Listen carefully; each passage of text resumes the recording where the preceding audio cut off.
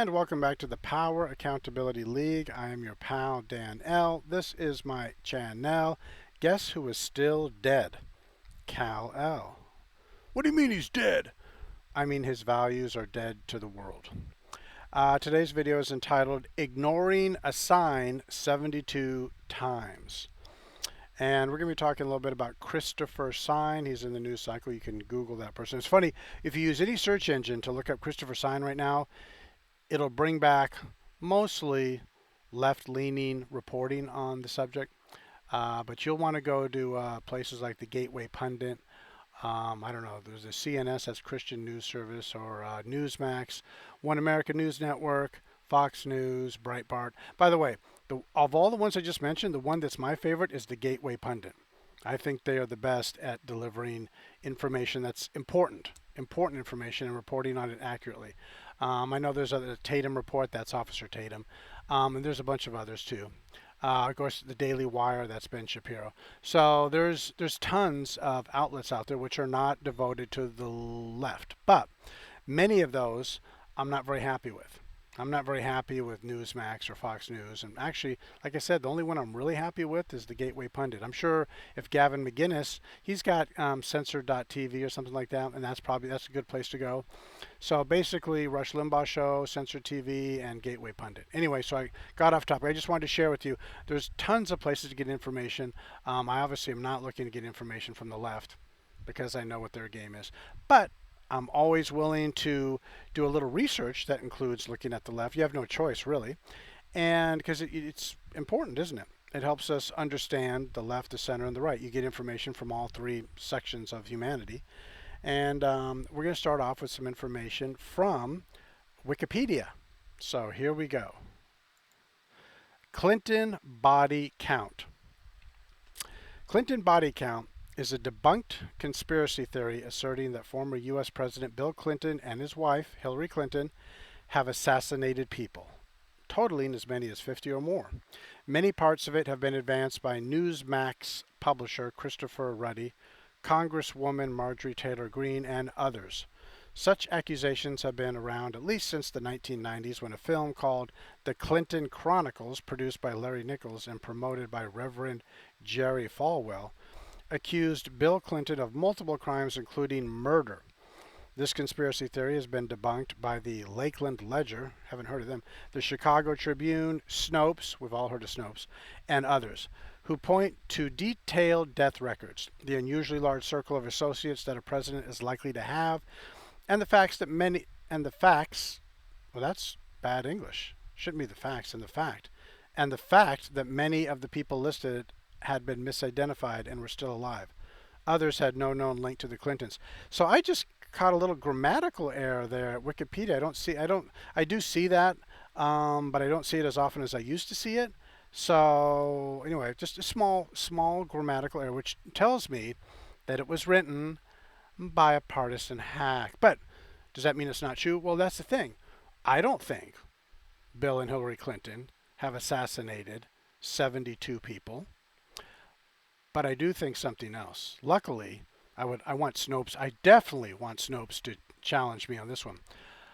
I do believe that the political left is okay with murdering their enemies, with imprisoning their enemies, with slandering their enemies, with libeling their enemies, with deplatforming their enemies.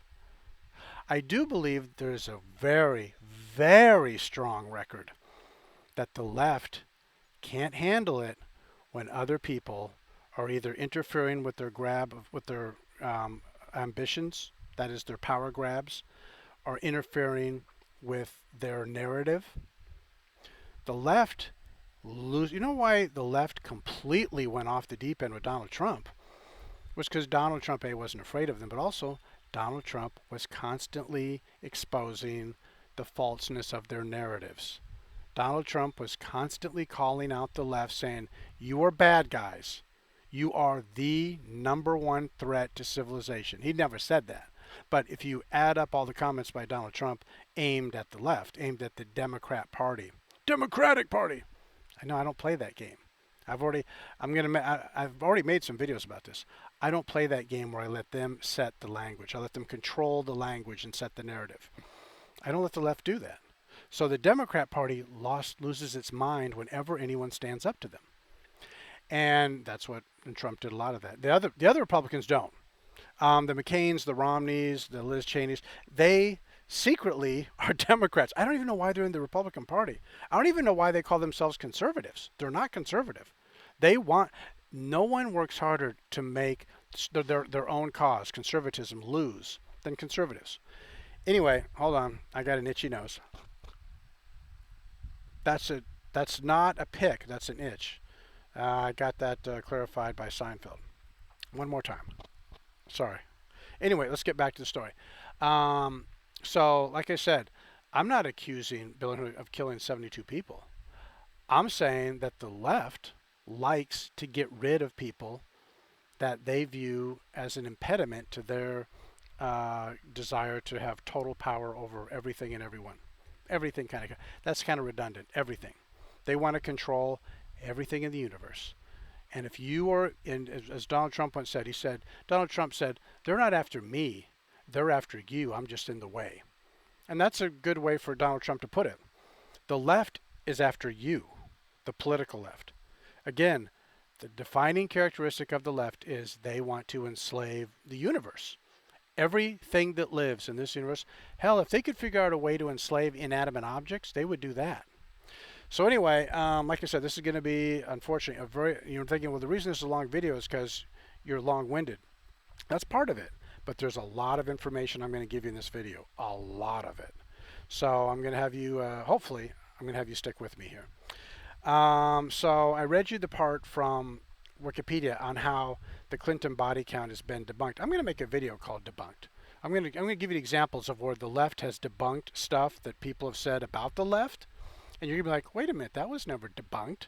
In fact, that's objective reality. That's scientifically proven. The things that the people I'm going to bring up in future videos have said about the left, these things are facts. These aren't opinions. These are provable.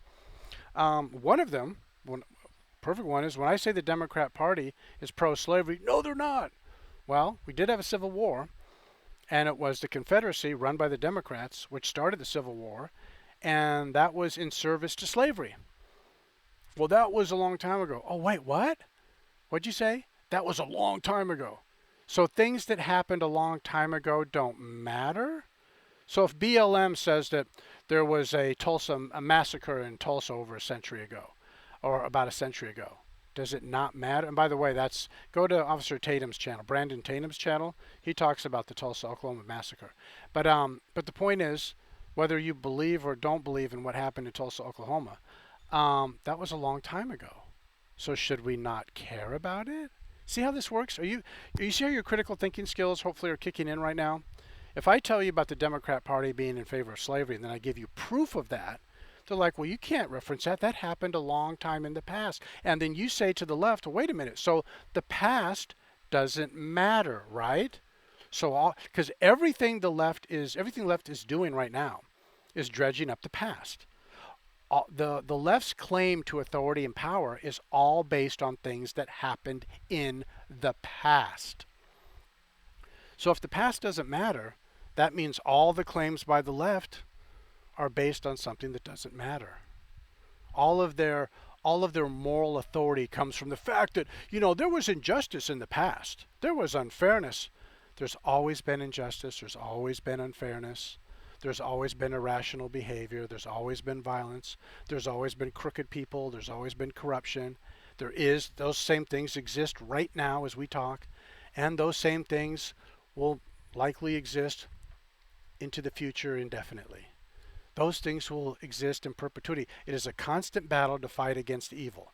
And those things I mentioned are evil. The corruption, the systemic unfairness, cheating, lying, cruelty. These things have always existed. They exist right now, and they likely will always. The trick is to minimize them to the point that they don't dictate the direction of the human race.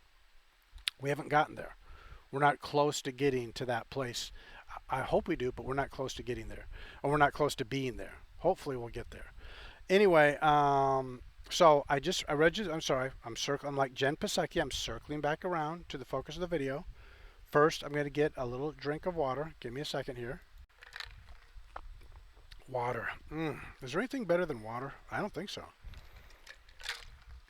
It's life saving. It's a solvent. It can eat through rock. It can fit into any container.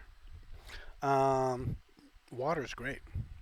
And of course, scientists will tell you that as far as from what we can tell, it looks like water is the number one thing you need for life to arise in the universe. We don't know that, by the way, scientifically. I mean, there could be examples where life, sentient life, or just life itself arises in other parts of the universe, and it doesn't require water to come into existence.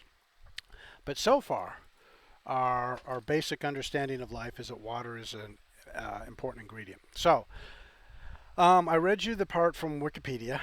Now we're going to read you something else. It's called, well, let's take a look here.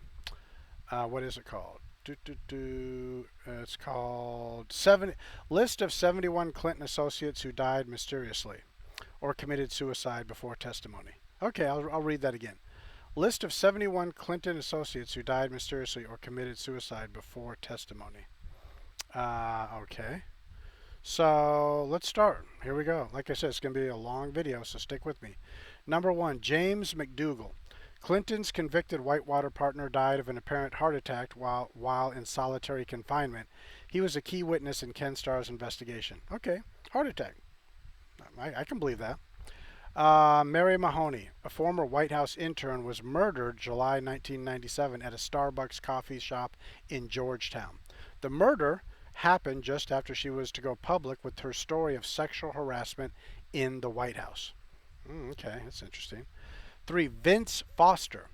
On July 10, 1993, Vince Foster committed suicide by a gunshot wound to the head, ruled a suicide.